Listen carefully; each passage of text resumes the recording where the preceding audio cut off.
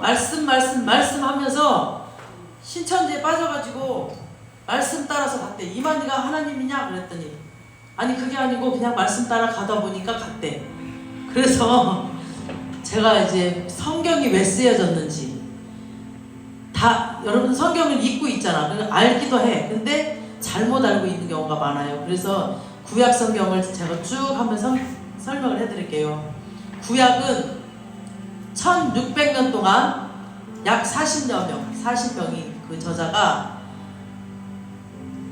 이제 자기 인생을 살아가면서 적은 이야기예요. 구약 성경이. 그리고 각 시대의 직업도 다르고, 그죠? 성향도 다 달라, 성격도 다 달라, 나이도 다 달라. 그리고 하나님께 이렇게 메시지를 받아서 썼어요. 디모데후서 보면은 성령의 감동에 의해서 썼다고 그랬잖아요. 그 기록을 했어. 근데 그게 연결이 돼서 나중에 연결시켜 맞춰보니까 그게 하나님의 스토리로 딱 연결이 된 거예요. 그래서 이게 구약 성경책으로 딱 나왔는데 하나님의 감동하심으로 각 시대의 사람들이 쓰셨다는 걸 알 수 있는 거예요. 맞춰보니까. 자, 이제 창세기부터 시작을 해볼게요. 창세기는 크게 두 부분을 나눌 수 있어요. 1장에서 11장까지는 창조 이야기. 12장부터 50장까지는 이제 족장 이야기거든요. 근데 1장에서 11장은 인류 일반 역사예요. 인류 일반 역사. 그리고 하나님이 왜 사람을 만드셨으며 에덴은 어디인가, 에덴 동산은 어디이고 사람들이 만들어갈 문화는 무엇인가, 하나님께서 인간을 지으신 목적은 또 무엇이며, 이런 것들이 있고, 창조 역사, 그러니까 천지 창조를 하시고 또 타락하고 또 홍수 사건, 바벨탑 사건, 이런 이야기가 1장부터 11장까지가 나오고요. 그리고 일반 역사 살펴보면 창조가 있고 선악과 사건이 또 있죠. 그리고 하나님이 왕이심을 고백하는 사건이에요. 하나님이 왕이다. 하나님. 그래서 하나님이 왕이심을 고백하지 않았던 가인 계열, 가인의 줄기, 그 다음에 하나님이 왕이심을 고백하는 셋 계열, 셋의 줄기, 이렇게 두 개로 나눠져요. 그래서 자기 색깔로 가지고 이제 갈 때는 괜찮았어. 셋 계열의 그 색깔을 가지고 갈 때는 괜찮았어. 근데 이 예배 공동체인 셋 계열이 가인계열의 선도에서 하나님께로 돌아와서 하나님이 왕이심을 고백하면서 살면 괜찮은데, 그게 아니라 하나님을 왕으로 고백하며 살지 않는 결과 홍수 사건이 왔죠. 홍수의 심판 사건이 왔어요. 이런 심판을 받으면서 정신을 차려야 되는데 또 사람은 늘 지금도 그렇지 못하잖아요. 또 두 갈래로 나뉩니다. 선악과 때문에 똑같은 이야기였어요. 하나님을 인정하는 그룹, 우리 예수님을 믿는 자들, 그리고 하나님 택한 자들, 그 그룹과 하나님을 믿지 않고 하나님을 인정하지 않는 그룹, 이 두 그룹이 이제 또 나눠졌죠. 그래서 그 믿지 않는 그 그룹은 바벨이라는 힘으로 통치하는 나라, 그러니까 세상 것들, 세상의 명예, 세상의 뭐 돈, 이런 거 통치하는 나라, 그 나라를 믿고 살고, 우리는 하나님이 우리의 왕이심을 믿고 사는 우리 믿는 사람들의 나라. 근데 바벨탑을 쌓아서 하나님을 대적을 해요. 이 하나님 안 믿는 사람. 그러니까 돈으로, 명예로, 막 세상의 힘으로 하나님을 대적하죠. 지금도. 그게 바벨탑이에요. 반면 이 셋 계열 공동체는 하나님께서 택하셨습니다. 세상 모든 나라가 힘의 원리로 살아가고 있을 때 모델 나라로 보여줘서 이제 우리 한 사람 한 사람을 모델로 뽑아주신 거야. 하나님이. 원래 내가 너희를 만든 목적이 이거야. 이 나라처럼 너처럼 살아야 돼. 어떻게 사는지 보여줄게 하면서 모델 나라로 만드는 것이 이 이스라엘이에요. 이스라엘. 그러니까 이스라엘이고 우리를 택하셨잖아. 하나님. 너는 이렇게 살아야 돼. 말씀대로. 그래서 창세기 12장부터 하나님 나라 이스라엘이 시작되는 거예요. 근데 세계사 속에 내 나라, 이스라엘의 모델 나라, 이스라엘 이야기가 시작되는 창세기인데, 창세기 12장부터 50장까지는 국민, 주권, 영토, 이거를 만드는 거니까 국민은 하나님 나라의 국민으로 만들어. 그리고 주권은 우리는 하나님께 있다. 그 다음에 영토, 땅을 이제 우리가 여호수아 때 땅을 차지하러 갔잖아요. 그러니까 아브라함의 후손이 70명이었어 그때 당시. 근데 중간에 요셉이 팔려가잖아요. 그것도 이제 하나님의 계획이었습니다. 이 국민 만들기 진행하기 위해서 국민을 만들기 위해서 70명밖에 없으니까 나라를 만들려면 낙고를 해야 되니까 이제 요셉을 택해서 팔려갔어요. 그게 이제 하나님 계획이었고, 그 국민 만들기를 진행하기 위해서 이제 그렇게 하나님이 하신 거죠. 그리고 이들이 기근을 피해서 애굽으로 가게 되잖아요. 그 애굽에서 고센 땅에서 정말 엄마의 자궁 같은 그 비옥한 토지에서 낳고 국민을 거기서 만드는 거야 이제 애굽에서. 그래서 몇십만 명까지 만들었나요?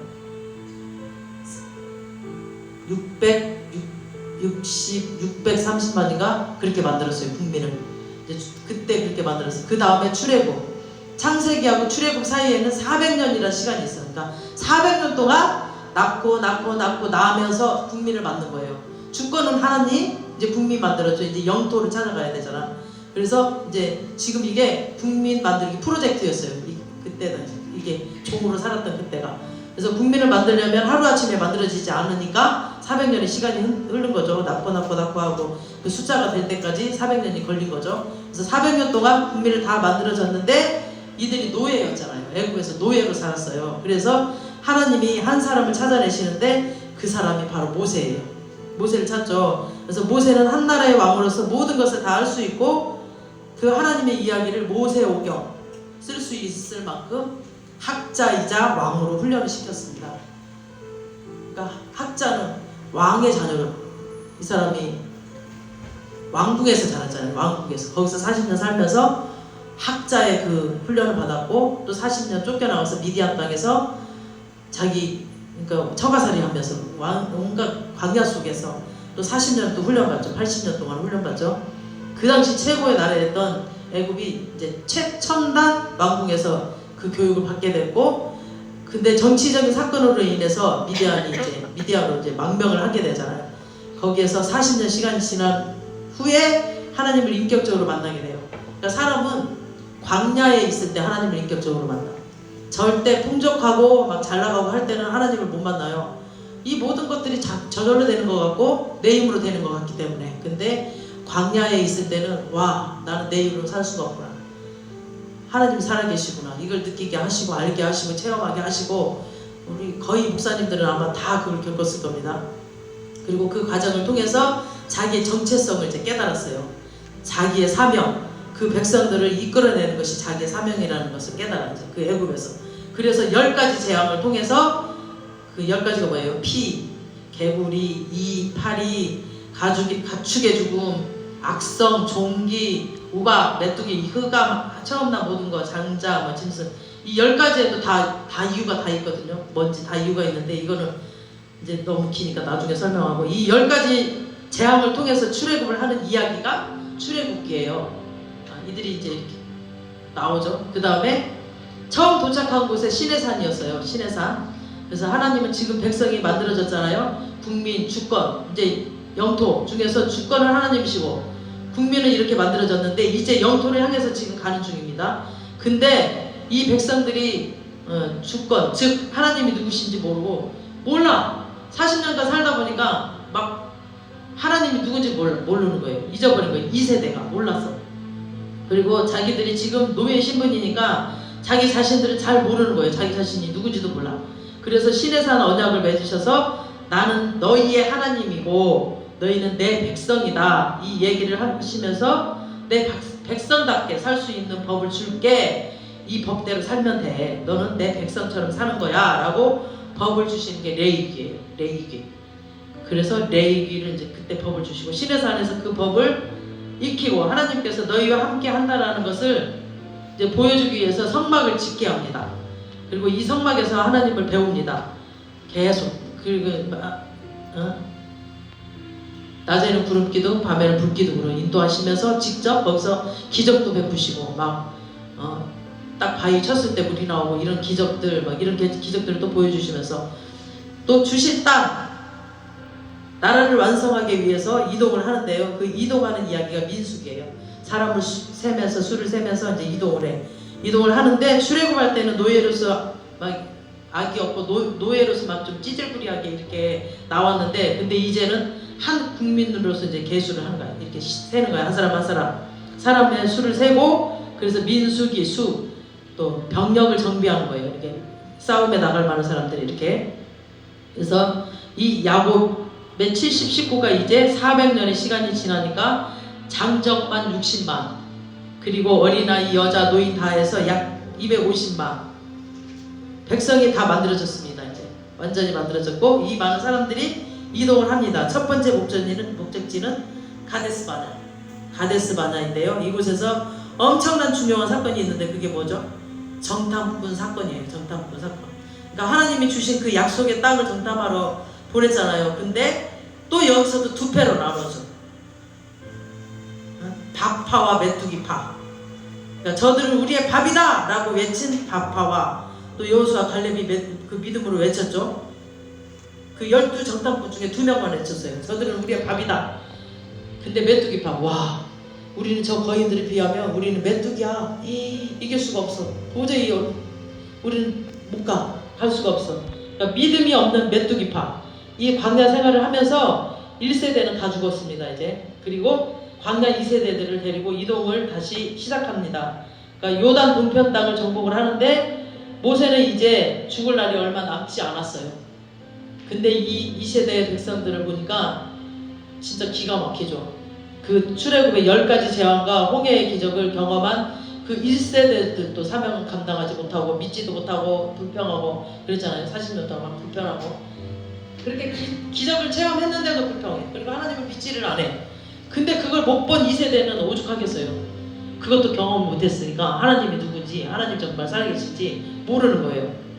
그래서 사명 감당을 못하겠다고 했는데, 애들은 이 광야에서 태어난 아이들이잖아요. 광야에서 태어났기 때문에 아무것도 몰라요. 이 엄청난 하나님의 계획과 스토리를 가르쳐 줘야 되겠죠. 그리고 사명을 잘 감당해야 했으면 좋겠는데, 창세기부터 출애굽, 레위기, 민수기 이 내용이 너무 길어. 그걸 어떻게 다 얘기해. 그러니까 공부하면 얘들이 기억을 못할 것 같으니까 요약본으로 딱 만든 것이 신명기. 그래서 창세기, 출애굽, 레위기, 민수기를 요약해서 만든 신명기. 그리고 이 말씀으로 애들한테 신신당부를 하는 거예요. 신신당부. 너희들이 이대로 살아야 돼. 너희들은 특별한 나라고 내가 택했어. 베드로전서에 너희들은 제사장 나라라고 택했잖아요. 제사장 나라, 하나님의 족속이요, 왕같은 제사장이라고 했잖아요. 그 나라로 택했어. 그래서 너희들은 이 법을, 그러니까 세상 사람들이랑 똑같이 살면 안 돼. 이 하나님 말씀대로 살면 돼 라고 써준 게 신명기. 그래서 신명기는 창세기부터 지금까지의 이야기를 아주 합축하여서 꼭 알아야 되는 중요한 이야기만 엑기스로 쓴 게 신명기입니다. 그리고 자, 이들이 신명기를 여기서 공부를 했습니다. 그럼 이제 주신 땅을 정복해야 되겠죠. 미리 주셔서 모세 죽고 여호수아가 그 땅을 정복하게 하는 이야기가 바로 이제 여호수아입니다. 땅을 정복하러 가는 거예요. 자, 땅 정복이 끝나고 땅 분배도 여호수아에서 끝납니다. 이제 국민, 주권, 영토가 다 완성되죠. 그리고 그 땅을 차지하러 갈 때는, 정복할 때는 이미 주신 거를 정복하는 거예요. 그러니까 그걸 뺏으러 가는 게 아니라 주신 걸 정복하러 가는 거였기 때문에. 근데 이 여호수아는 이제 모세도 죽었고 청년이었어. 얼마나 두려웠겠어요. 그 땅을 그렇게 눈으로 보기에는. 그러니까 우리의 환경은 정말 눈으로 보기에는 너무 무서워. 우리의 힘으로 할 수가 없어요. 근데 믿음으로 선포하고 말씀으로 창조하셨기 때문에 그 말씀을 우리가 믿어야 돼. 그러니까 두려워하지 말라. 내가 너와 함께하리라. 내가 너와 함께하리라. 이 말씀과 내가 너와 함께하리라. 그러니까 내가 너와 함께한다는 건 이 말씀을 주셨잖아요. 이 말씀을 믿고 따르라는 거죠. 이 환경 보이는 환경 보면 난 넘어져. 근데 이 말씀을 붙잡으라는 거죠. 끝까지. 그래서 이제 땅을 정복했습니다. 이제 말씀대로 이제 살면 돼요. 와, 그냥 하나님이 우리 성공했다. 이제 나는 너희들 이제 주권, 영토, 국민 다 만들어졌으니까 이제 내 말대로만 잘 살면 돼 했는데 어떻게 됐나요? 이 나라가 말씀대로 살 때는 옆에 있는 주위의 모든 나라가 와, 저 나라 뭔가 달라 하면서 벤치마킹을 해서 하나님을 전하면 되는 건데, 내가 가는 곳 어디 가나, 어디서나, 내가 일하는 곳 어디서나, 내가 가는 곳 어디서나, 내가 정말 하나님의 말씀대로 살면은 와, 쟤는 뭔가 달라, 쟤는 정말 하나님의 자녀네 라고 나를 보고 살면 되는데 그게 아니야. 그런데 그렇지 못하고 죄의 악순환의 시대, 긴 이야기가 사사기입니다. 정말 그 사사기에 온갖 죄악이 다 있죠. 정말 죄, 뭐 12토막 난 사건도 있고, 뭐 막 동성애 사건도 있고, 완전히. 그래서 범죄하고 계속 죄를 짓는 이 백성에게 정신 차리라고 하나님이 대적을 보내고, 또 회개하고 돌아오면 또 사사를 통해서 용서해 주시고, 또 정신 못 차리면 대적을 보내고, 또 회개하면 사세를 세우고, 이렇게 16명의 사사 이야기가 사사기 이야기고요. 그리고 이 백성들은 여러 가지 사건으로 하나님을 체험하고도 또 어려운 일이 생기면 하나님을 신뢰하지 않고 뭔가 보이는 힘센 왕이 있었으면 좋겠다. 우리도 눈에 보이는 왕을 좀 세워달라. 그래요. 그래서 백성들이 원하니까 하나님의 계획은 아니었지만 그걸 들어주시고, 그러니까 우리의 기도도 하나님의 계획은 아니지만 우리가 쫄르면 들어주셔. 근데 그거를 그 기도에 대한 대가는 우리가 치러야 고, 그러니까 힘들더라도 하나님께서 주신 계획대로 따를 때 그때가 짧게, 광야 시절은 짧게 끝납니다. 그래서 하나님의 계획은 아니었어. 근데 들어주셔서, 그래서 다윗을 찾아서 성경을 이렇게 흐르기 시작하는데, 그 다윗을 찾아내는 이야기가 룻기입니다. 룻기. 그래서 룻은 다윗의 증조 할머니잖아요. 룻을 지나서 사무엘 상하입니다. 그 다음에 사무엘 상하는 1대 왕은 사무엘과 사울 이야기고, 그 2대 왕은 다윗 이야기입니다. 그래서 사무엘상은 다윗이 왕이 되기 전까지의 이야기, 사무엘상은. 그 다음에 사무엘하는 다윗이 왕이 된 후의 이야기입니다. 그래서 다윗은 하나님이 내 마음에 합한 자라고 얘기할 만큼 하나님의 뜻에 맞게 이제 대리 통치를 했습니다. 그 모델이에요. 그래서 그의 신앙 고백이 시편에서 아주 정확하게 잘 드러나 있죠. 다윗은 하나님을 너무 사랑해서 성전을 지어주고 싶어서 했습니다.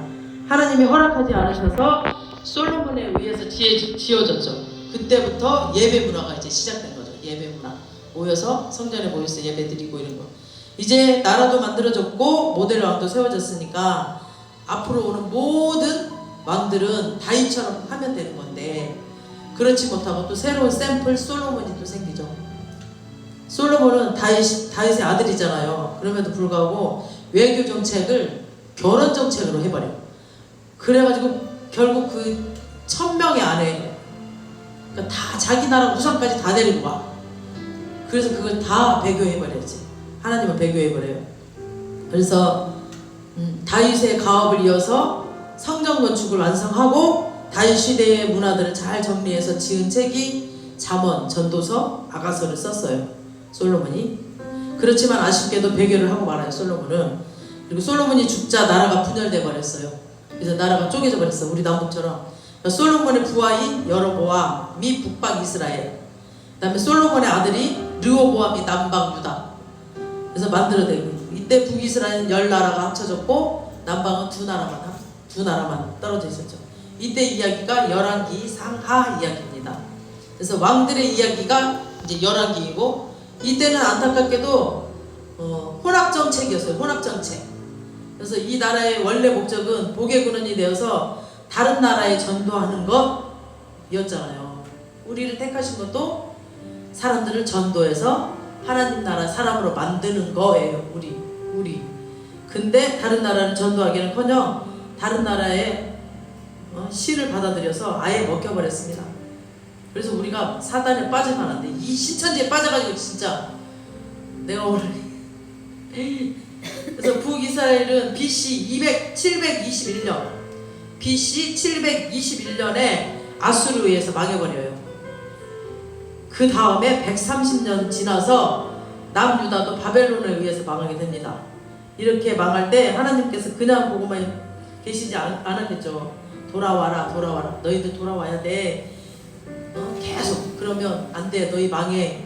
너희 안 돼. 돌아와야 돼. 하면서 선지자들을 통해서 외치셨어요. 그 선지자들이 누구냐? 요엘, 오바디아, 아모스, 요나, 호세아, 이사야, 미가, 나훔, 스바냐, 예레미야, 애가, 하박국, 이 12선지자가 등장을 합니다.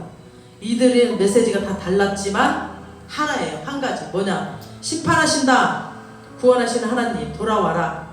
이 이야기를 하는 겁니다. 그러니까 그러니까 우리 믿는 자에게 고난이 오고 심판이 오는 건 우리를 구원하기 위한 거예요. 그러니까 우리를 얼마나 사랑하면 끝까지 놓지 않으시고 구원하시려고 심판도 하시고 고난 가운데 빠뜨려서 하나님께 돌아오게 하시고, 하나님의 목적은 구원이에요. 구원. 얼마나 사랑하시는지. 근데 하나님이 택하지 않는 자들은 심판으로 끝나요. 거기서 죽어 그냥. 그 사람 구원할 거예요. 그러니까 택한 자, 우리가 택함 받았다는 그 자체가 정말 감사한 거예요. 그래서 구원을 쉽게 알면 안 돼요. 구원이 얼마나 귀중한 건지 그 구원 한 가지만 해도 우리는 너무 감사하면 감격해야 됩니다. 그래서 구원의 은혜를 주신 그 하나님께 정말 영광의 박수를 올려드리겠습니다. 하나님은 미래에 대한 이야기, 앞으로 어떻게 될 것이라는 것을 얘기해요. 그들은 돌이키질 않습니다. 그래서 결국은 멸망하게 돼요. 남유다가 바벨론에 잡혀감으로 해서 드디어 이제 포로 시대, 70년간의 포로 시대가 또 열리죠. 그래서 포로로 잡혀간 백성들은 하나님을 그냥 두지 않으시고 그들에게 또 메시지를 또 바로 전해요. 다니엘과 에스겔, 얘네들은 본부에서, 예레미야는 나라가 망하기까지 계속 예루살렘에서 메시지를 전했고, 그러니까 다니엘, 에스겔, 예레미야는 동시대 활동하는 선지자들이에요. 얘네들은 바벨론 왕국에서, 다니엘과 에스겔은, 그 다음에 예레미야는 예루살렘에서 계속 전하고 있어요. 잡혀간 다니엘과 에스겔을 통하여 이렇게 두 사람의 동시에 말씀을 전하고 있었습니다. 그리고 다니엘은 정치인으로서 백성들을 보호하셨고 70년 만에 돌아올 거라는 예레미야의 말을 보여주는 겁니다. 그때 예레미야 시대 때도 다른 선지자들은 아니다, 2년 만에 우리 돌아올 거다, 거짓 선지자들. 그래서 거짓 선지자들도 조심해야 돼요. 예레미야는 선지자의 영과 제사장의 영을 주셨어. 그래서 눈물의 선지자예요. 제사장은 우리 백성들의 마음을 하나님께 아뢰는 거잖아요. 그리고 선지자는 하나님께 받은 걸 우리 백성들에게 알려야 돼. 근데 이 두 가지 메시지를 다 받고 얘는 얼마나 괴롭겠어. 다 아니까, 백성들의 마음도 알고 또 하나님의 마음도 알고 하니까, 그래서 맨날 울고 전하고 막 감옥에 빠지고 진흙탕에 빠지고 그러면서도 계속 안전하면 마음에 불 붙는 것 같다고 했어요. 예레미야. 그러면서 전하는 거예요. 계속 돌아오라고. 왜? 구원하기 위해서, 완전한 구원을 하기 위해서. 그리고 70년 만에 돌아올 거다, 정신 차려, 이 이야기를 하는 거죠, 예레미야가. 그리고 선지자 에스겔은 통하여서 그들을 영적으로 바로 세워가며 말씀을 주셨습니다. 그렇게 70년이 흐르고 예레미야의 말씀이 성취되어서 드디어 그들은 포로귀환을 또 하게 돼요. 1차 포로귀환한 백성들은 성전 건축이 미션이었어요. 성전 건축하는 게. 그래서 돌아와서 성전 건축을 했는데 주변 국가의 방해도 만만치 않았고 그들의 현실도 만만치 않아서 거의 15년에서 18년 동안 멈춰져 있었던 거죠. 그때 하나님이 그 선지자를 보냈는데 바로 그게 학개와 스가랴입니다. 그리고 학개와 스가랴를 통해서 학개에서도 그냥 금은 내 것이고 은도 내 것이니 지으라고 해서 성전을 짓게 됩니다. 그래서 하나님은 이들을 통해서 하나님이 함께 하시니 힘을 내라는 메시지를 주시고 결국 이제 성전 건축을 완성하게 됩니다.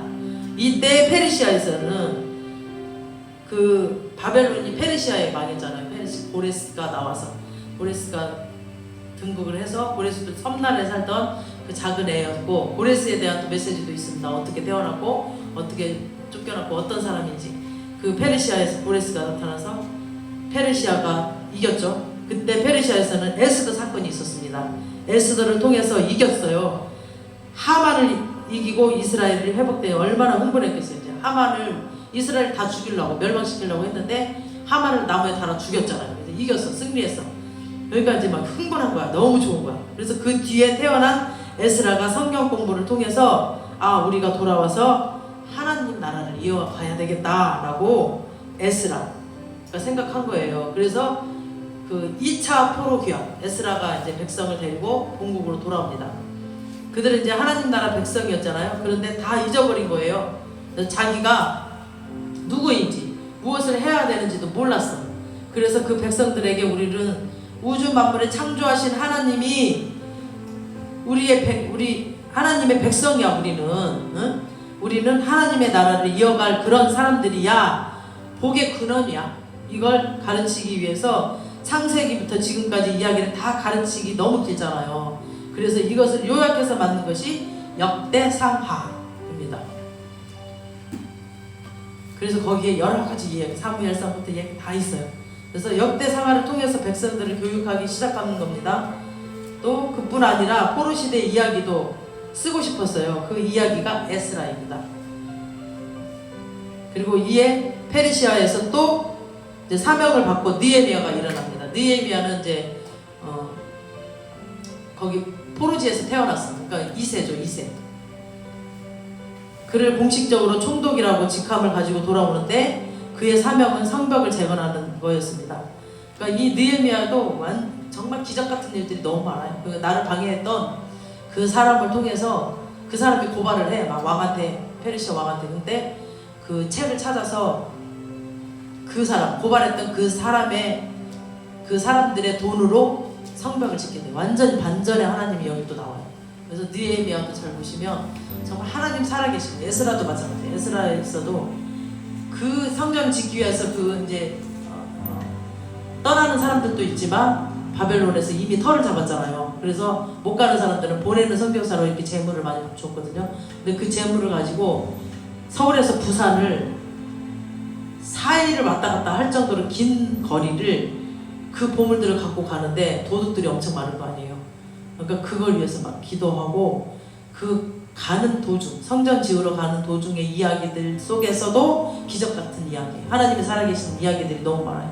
그래서 성경을 그렇게 봐야 돼요. 그런 식으로 막 이상한 무슨 그런 걸 보면 안 되고, 그들이 돌아와서 에스라랑 같이 이제 동역을 하면서 삶을 개혁하는 운동을 했습니다. 그래서 에스라는 말씀을 가르치고 가르친 말씀을 에스라와 손잡고 어떻게 살아야 되는지를 삶으로 보여주는지 개혁하게 하는 실질적인 살 계획을 주도했습니다. 이때 느헤미야도 그의 책을 쓰잖아요. 바로 그게 이제 느헤미야서이고요. 이 즈음에 말라기도 이제 말씀을 받습니다. 말라기. 크고 두려운 여호와의 날이 올 테니 기다리라는 겁니다. 근데 그냥 기다리는 게 아니라 말씀을 지키며 기다리라는 거죠. 크고 두려운 여호와의 날이 엘리야를 보낼 것이라는 말씀을 합니다. 이렇게 구약은 엘리야를 기다리면서 막을 내려. 그 다음에 신약의 막이 다시 올릴 때 엘리야, 세례 요한이 등장하게 됩니다. 이것이 구약의 스토리. 욥기 빼먹죠. 욥기는 창세기, 아브라함 때의 사람이에요. 그 책을 이렇게 독립적으로 보시면 돼요. 그래서 하나님은 이 구약을 통해서 곳곳에 예수님을 숨겨뒀어요. 이사야에서요, 에스겔에서 한 왕을 보낼 것이다, 한 아이가 날 것이다. 왜? 이 율법으로는 하나님이 이 이스라엘 백성들을 택해서 이 율법으로 너희들이 구원을 받게 하려고 했는데 도저히 안 돼. 돌아서면 죄짓고 돌아서면 죄짓고 이 인간들의 죄. 그래서 이 율법으로 죄를 해결을 못하는구나.